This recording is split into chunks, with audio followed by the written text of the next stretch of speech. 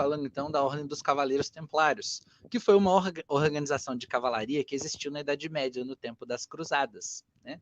Essa organização, ela foi uma inovação em relação ao que já existia antes, porque havia ordens de cavalaria que eram ligadas às famílias, à nobreza e tudo mais. E aí essas ordens de cavalaria, elas não estavam tendo tanto sucesso assim.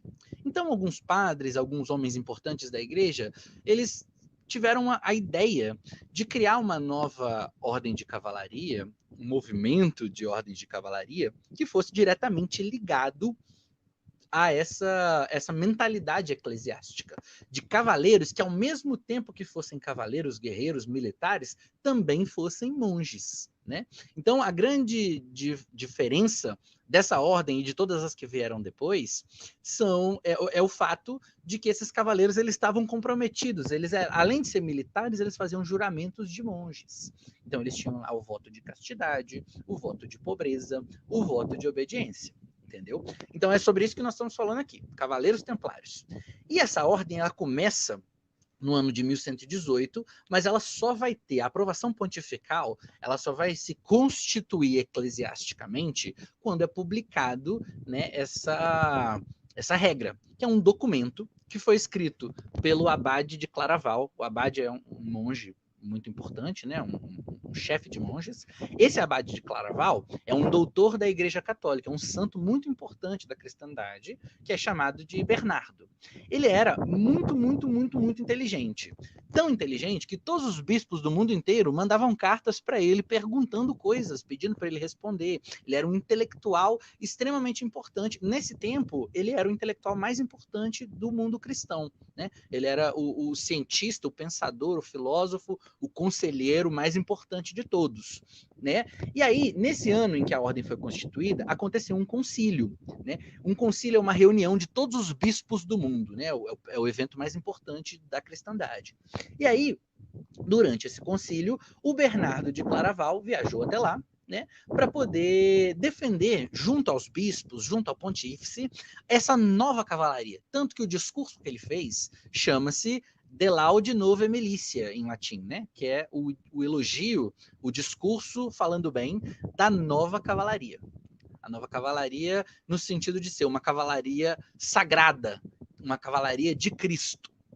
E aí, esse documento que eu traduzi, essa regra, ela é inspirada na regra de São Bento, né? A regra de São Bento é um documento que foi criado por São Bento de Núrcia, o pai do monasticismo ocidental, o principal de todos os monges. E esse São Bento de Núrcia escreveu esse documento dizendo como os monges deveriam viver. Os monges, ao contrário do que a gente acha, não são padres. Eles são pessoas comuns, leigos, só que eles se dedicam por esses votos a viver dedicando 100% da sua vida a Cristo.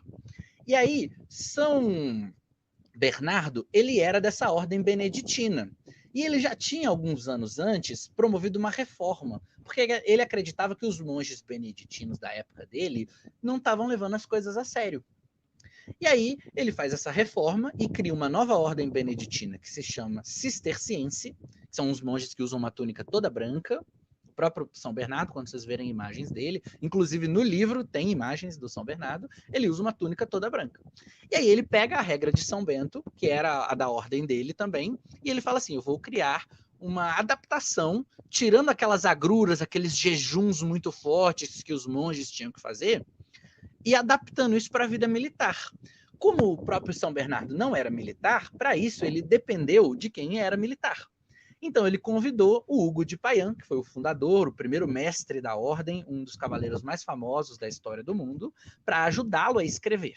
Né? E outros que estavam presentes nesse tempo, o grupo de fundação da ordem eram de 9 cavaleiros, deram também seus pitacos e eles também assinam o documento. Né? Na verdade, 7 deles assinam o documento e nós sabemos que 2 usavam pseudônimos e nós não sabemos de fato quem eles são. Né? O Rossal e o Gondamer.